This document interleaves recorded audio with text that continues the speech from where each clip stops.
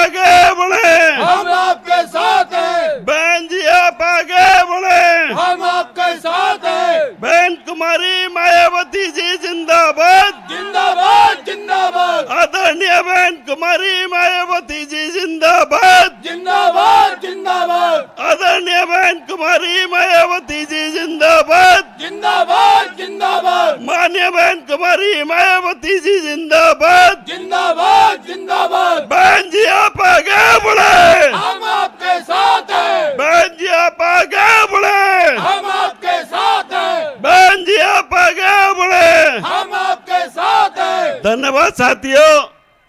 माननीय बहन कुमारी मायावती जी हम सब की नेता, परम सम्मानीय। चुनावी जनसभा में इकट्ठा हुए बीएसपी के सभी छोटे बड़े पदाधिकारी एवं कार्यकर्तागण, आज आप लोग यहाँ अपने राजस्थान प्रदेश में विधानसभा के लिए हो रहे आम चुनाव में अपनी पार्टी के उम्मीदवारों के समर्थन में मुझे सुनने के लिए भारी संख्या में यहाँ इकट्ठा हुए हैं, तो उसके लिए मैं आप सभी लोगों का हार्दिक दिल से आभार प्रकट करती हूँ। और अब मैं सबसे पहले अपनी पार्टी के संबंध में ये कहना चाहूँगी कि हमारी पार्टी ये चुनाव आपके राजस्थान प्रदेश की अधिकांश विधानसभा की सीटों पर अकेले अपने बलबूते पर पूरी तैयारी व दमदारी के साथ लड़ रही है। अर्थात हमारी पार्टी ने इस चुनाव में यहाँ किसी भी पार्टी के साथ किसी भी प्रकार का कोई भी चुनावी समझौता आदि नहीं किया है। इसके साथ ही हमने बीएसपी से जुड़ने की तादाद को ध्यान में रखकर फिर उसी अनुपात में ही यहाँ सर्व समाज के लोगों को टिकट भी दिए हैं। लेकिन अब मैं इस हो रहे विधानसभा चुनाव में आप लोगों का ध्यान अपनी पार्टी बीएसपी को कामयाब बनाने के लिए कुछ ज़रूरी बातों की तरफ दिलाना चाहती हूँ। और इस संबंध में सबसे पहले मैं आप लोगों को ये कहना चाहूँगी कि अपने देश को आज़ाद हुए व भारतीय संविधान को भी लागू हुए अब वर्षों बीत चुके हैं, और इस लंबी अवधि में केंद्र व आपके प्रदेश में भी यहाँ विभिन्न विरोधी पार्टियों की सरकारें रही हैं। लेकिन दुख की बात यह है कि इस दौरान यहाँ सभी विरोधी पार्टियों की रही सरकारों में आपके प्रदेश सहित पूरे देश में भी सर्व समाज में से विशेषकर दलितों, आदिवासियों, पिछड़े वर्गों, मुस्लिम व अन्य धार्मिक अल्पसंख्यकों के साथ साथ गरीबों, मजदूरों, किसानों, छोटे व्यापारियों एवं अन्य मेहनतकश लोगों का भी पूर्ण रूप से विकास व उत्थान आदि नहीं हो सका है। जिनकी सरकारों की नीतियों व कार्यशैली को अब इन्हें और ज़्यादा आजमाने की ज़रूरत नहीं है। और इस मामले में खासकर मैं दलितों, आदिवासियों व अन्य पिछड़े वर्गों के लोगों को ये भी बताना ज़रूरी समझती हूँ कि इन्हें परम पूज्य बाबा साहब डॉक्टर भीमराव अंबेडकर के कड़े संघर्ष एवं अथक प्रयासों से भारतीय संविधान के तहत मिले कानूनी अधिकारों में से खासकर सरकारी नौकरियों में जो आरक्षण की सुविधा मिली है, तो उसे भी यहाँ शुरू से ही इन वर्गों के प्रति हीन व जातिवादी मानसिकता रखने वाली सभी विरोधी पार्टियों की रही सरकारें प्रभावहीन बनाने में तथा इसे अब धीरे धीरे खत्म करने की भी पूरी कोशिश में लगी हुई है। यही मुख्य वजह है कि देश में आज़ादी के बाद व शुरू में केंद्र व अधिकांश राज्यों में भी काफ़ी लंबे समय तक सत्ता में आसीन रही कांग्रेस पार्टी ने, और अब पिछले कुछ वर्षों से केंद्र एवं काफ़ी राज्यों में भी बीजेपी व अन्य विरोधी पार्टियों की भी रही सरकारों ने इनका यह आरक्षण का कोटा अभी तक भी पूरा नहीं किया है। पदोन्नति में आरक्षण को तो इन्होंने मान्य कोर्ट की आड़ में काफ़ी हद तक ख़त्म ही कर दिया है, और इस मामले में लगभग यही खराब स्थिति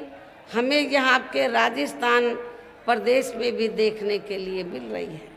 इसके साथ ही अब इन वर्गों के लोगों को प्राइवेट सेक्टर में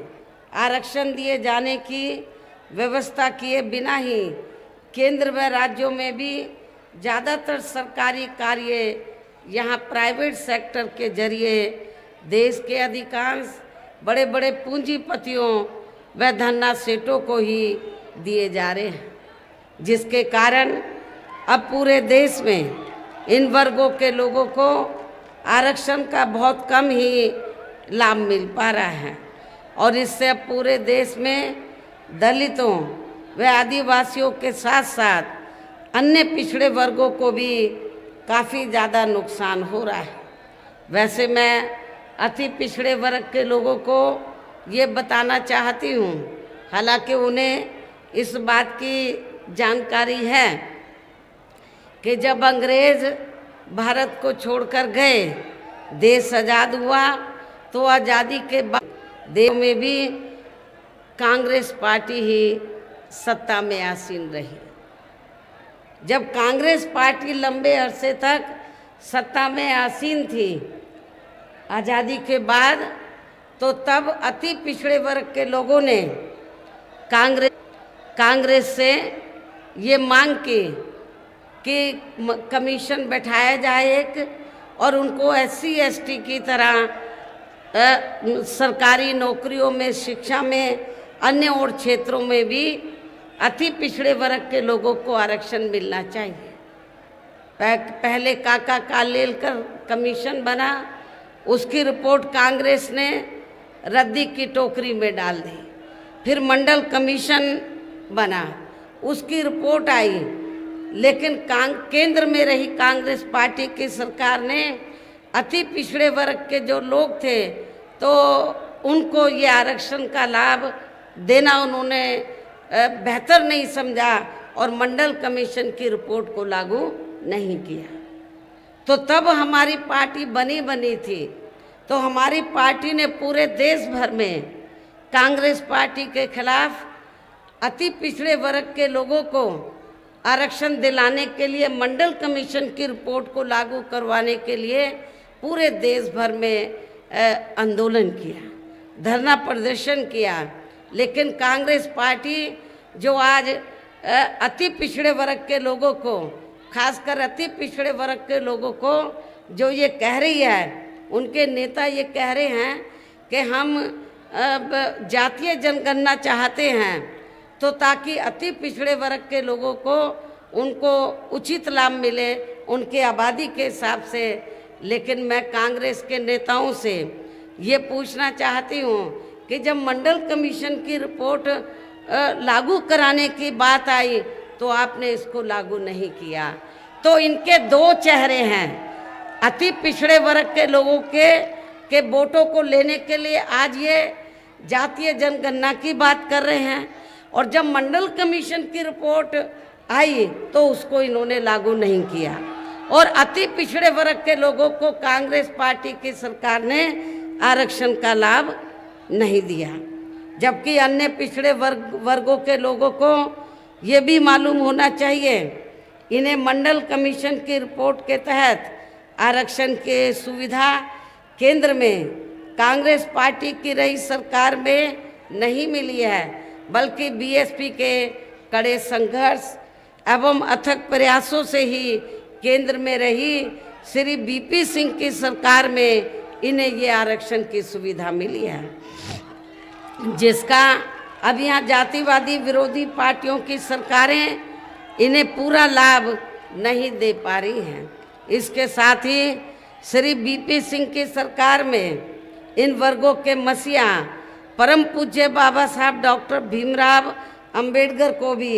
यहाँ भारत रत्न की उपाधि से सम्मानित किया गया, जिसके लिए वो हर प्रकार से पात्र भी थे,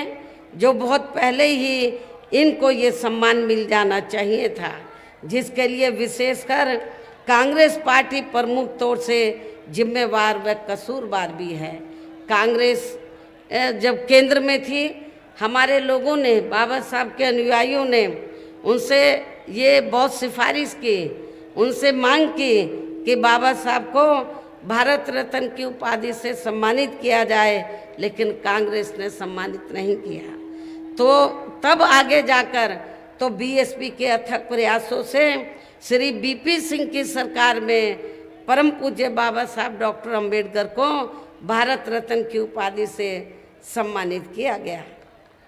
इससे इन वर्गों के प्रति कांग्रेस पार्टी की, खासकर कांग्रेस पार्टी की हीन व जातिवादी मानसिकता साफ झलकती है, जिस कांग्रेस पार्टी ने फिर इनके कारवां को आगे बढ़ाने वाले व हर मामले में समर्पित व्यक्तित्व मान्यवर श्री कांशीराम जी के देहांत होने पर केंद्र में रही इसी कांग्रेस पार्टी की सरकार ने इनके आदर सम्मान में एक दिन का भी राष्ट्रीय शोक घोषित नहीं किया था। यहाँ मैं इन वर्गों के मामले में ये भी कहना चाहूँगी, केंद्र द्वारा अभी हाल ही में देश की लोकसभा व राज्य विधानसभाओं में महिलाओं को जो 33% आरक्षण देने की व्यवस्था की गई है, तो उसमें SC ST व OBC वर्गों की महिलाओं को अलग से कुछ भी आरक्षण नहीं दिया गया है। इतना ही नहीं, बल्कि इन वर्गों के लोगों को जुल्म जाति से निजात दिलाने के लिए जो भी अनेकों नियम व कानून आदि बने हैं, तो उन पर भी केंद्र व अधिकांश राज्यों की भी सरकारें सही से अमल नहीं कर पा रही हैं, जिससे अब यहाँ खासकर दलितों व आदिवासियों एवं अन्य पिछड़े वर्गों के ऊपर शोषण करने वाले लोगों का मनोबल और भी ज़्यादा बढ़ रहा है। और ये सब हमें यहाँ आपके राजस्थान प्रदेश में भी काफ़ी कुछ देखने के लिए मिल रहा है। इसी प्रकार हमें पूरे देश में मुस्लिम व अन्य धार्मिक अल्पसंख्यक समाज के लोगों की भी हालत कोई खास अच्छी नज़र नहीं आती है।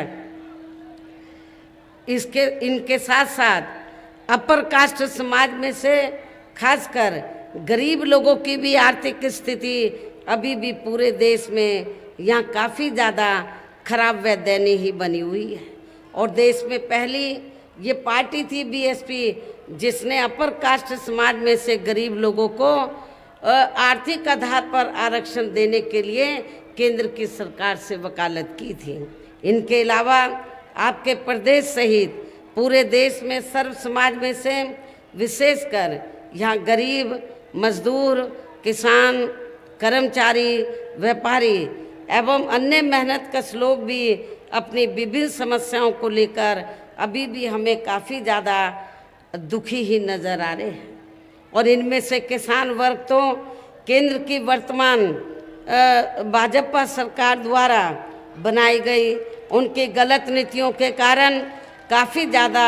परेशान व आंदोलित भी रहा है। लेकिन इन सब की मुख्य वजह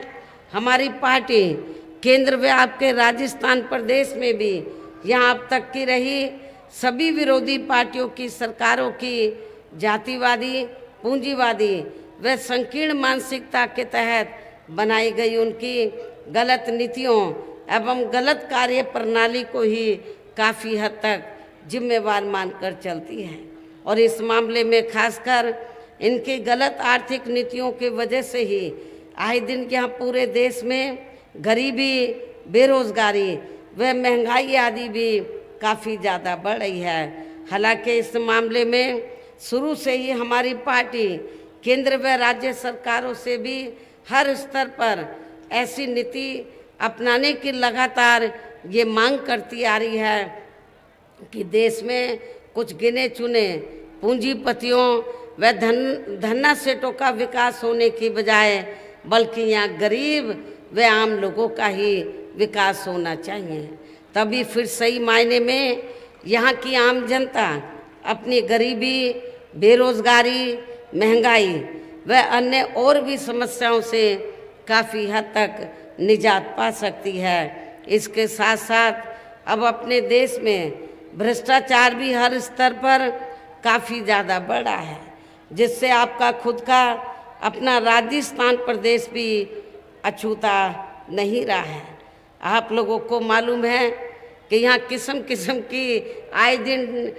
डायरी की चर्चा होती रहती है। अब कौन इसमें बेईमान है, कौन नहीं है, ये तो जांच का विषय है। और इन सब के लिए हमारी पार्टी आज़ादी के बाद से लेकर अभी तक केंद्र व देश के अधिकांश राज्यों में तथा आपके खुद के अपने राजस्थान प्रदेश में भी ज़्यादातर सत्ता यहाँ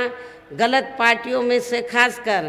कांग्रेस, बीजेपी व इनकी सहयोगी पार्टियों के हाथों में ही आने को मानकर चलती है। और इन सभी विरोधी पार्टियों को हमारी पार्टी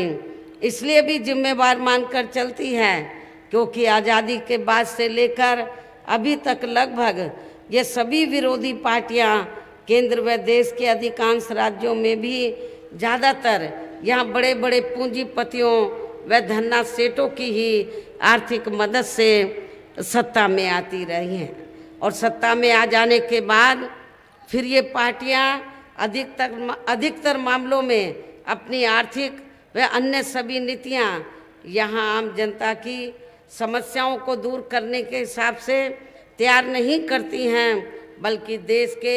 उन बड़े बड़े पूंजीपतियों व धन्ना सेठों को ही फायदा पहुंचाने के हिसाब से अपनी अधिकांश नीतियां तैयार करती हैं, जिनके धन व बल से चुनाव लड़कर ज़्यादातर ये पार्टियां केंद्र व आपके राज्य सहित देश के अन्य राज्यों में भी अभी तक यह सत्ता में आती रही हैं, जिसके कारण ही अब पूरे देश में व आपके खुद के अपने प्रदेश में भी अभी भी हमें यहाँ सर्व समाज के लोग अधिकांश मामलों में अपनी विभिन्न समस्याओं को लेकर काफ़ी ज़्यादा दुखी व परेशान ही नज़र आते हैं। जबकि पूरे देश में बीएसपी की ही अकेली एक ऐसी पार्टी है जो विरोधी पार्टियों की तरह देश के बड़े बड़े पूंजीपतियों व धन्ना सेठों की आर्थिक मदद से नहीं बल्कि अपनी पार्टी के ही आम कार्यकर्ताओं की आर्थिक मदद से चुनाव लड़कर यहाँ केंद्र व राज्यों की सत्ता में आना चाहती है, ताकि हमारी पार्टी सत्ता में आने के बाद फिर बिना किसी दबाव के वे आज़ाद होकर सर्व समाज के लोगों की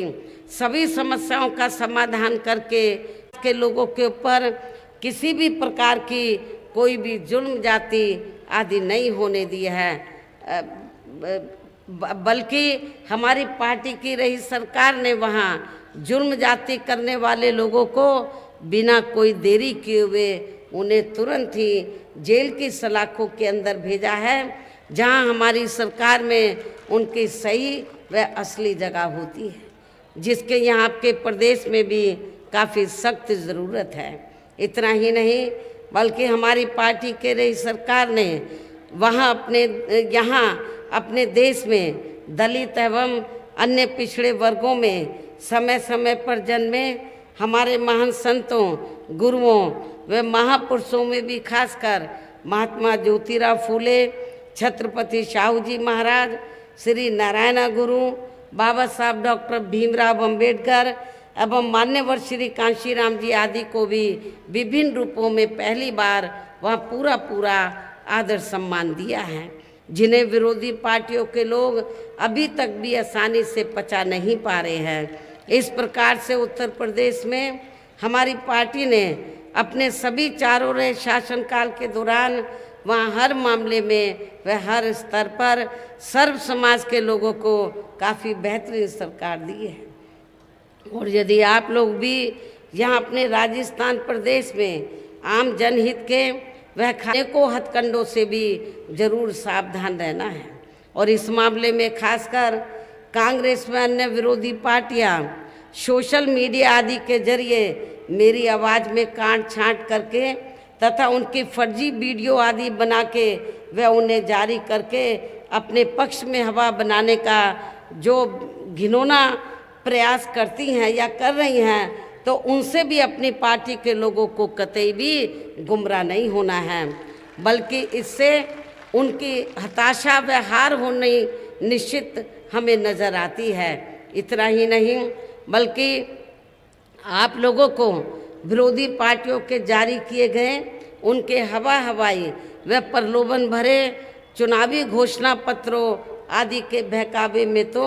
कतई भी नहीं आना है, जिन्हें ये पार्टियां सत्ता में आने के बाद अधिकांश अमल में नहीं लाती हैं, जिस पर से अब जनता का काफ़ी हद तक विश्वास ही उठ गया है। इसलिए हमारी पार्टी किसी भी चुनाव में अपना कोई भी चुनावी घोषणा पत्र आदि जारी नहीं करती है। वैसे भी हमारी पार्टी कहने में बहुत कम बल्कि कार्य करके दिखाने में ही ज़्यादा विश्वास रखती है। अर्थात हमारी पार्टी जो कहती है तो उसे करके भी दिखाती है, और ये सब हमने उत्तर प्रदेश में बिना घोषणा पत्र जारी किए हुए करके भी दिखाया है। और अब मेरा यही कहना है कि आप लोगों को अपने खुद के व अपने राजस्थान प्रदेश के भी हित में यह अपनी पार्टी बीएसपी की ही सरकार बनाना बहुत ज़रूरी है। तभी फिर यहाँ आपके प्रदेश में परम पूज्य बाबा साहब डॉक्टर भीमराव अंबेडकर एवं मान्यवर श्री कांशीराम जी आदि का भी अधूरा रहा सपना जरूर साकार हो सकता है, जिन्होंने कदम कदम पर अनेकों कष्ट झेलकर अपनी पूरी जिंदगी या खासकर कमज़ोर एवं उपेक्षित वर्गों के लोगों को अपने पैरों पर खड़ा करने के लिए समर्पित की है, जिसे भी खास ध्यान में रखकर अब आप लोगों को यहाँ अपने प्रदेश में विधानसभा का आम चुनाव लड़ रहे, खासकर भरतपुर व इसके आसपास के क्षेत्र में अपनी पार्टी के जो उम्मीदवार चुनाव लड़ रहे हैं, तो उन्हें आप लोगों को बीएसपी के हाथी चुनाव चिन्ह के सामने वाले बटन को दबाकर जरूर जिताना है। उन्हें भारी वोटों के अंतर से जरूर जिताना है। और इसके लिए अब आप लोगों को वोट पड़ने वाले दिन अपने सभी कार्य छोड़कर वे अपने अपने पोलिंग बूथों पर समय से पहुंचकर अपना वोट डालने के लिए ज़रूर जाना है। और इस मामले में हमारी महिलाएं भी पीछे नहीं रहेंगी, जो यहाँ मुझे सुनने के लिए भी आई हैं। इसके साथ ही अपनी पार्टी का एक भी वोट पड़ने से ना रह जाए, तो उसका आप लोगों को विशेष ध्यान रखना है। इस प्रकार से आप लोगों को अपनी पार्टी को कामयाब बनाने का हर संभव पूरा प्रयास करना है, जिसके लिए जहां आपकी स्टेट कमेटी व स्थानीय नेताओं के साथ साथ पार्टी के राज्यसभा सांसद श्री राम जी गौतम व इनके अन्य सभी साथी भी पूरे जी जान से लगे हैं। हालांकि श्री आकाश आनंद ने भी यहाँ चुनाव घोषित होने से पहले आपके राजस्थान प्रदेश को काफ़ी समय दिया है। अंत में अब मैं पुनः यहाँ अपनी पार्टी के उम्मीदवारों को जिताने की पुरजोर अपील करते हुए अपनी बात यहीं समाप्त करती हूँ। जय भीम, जय भारत।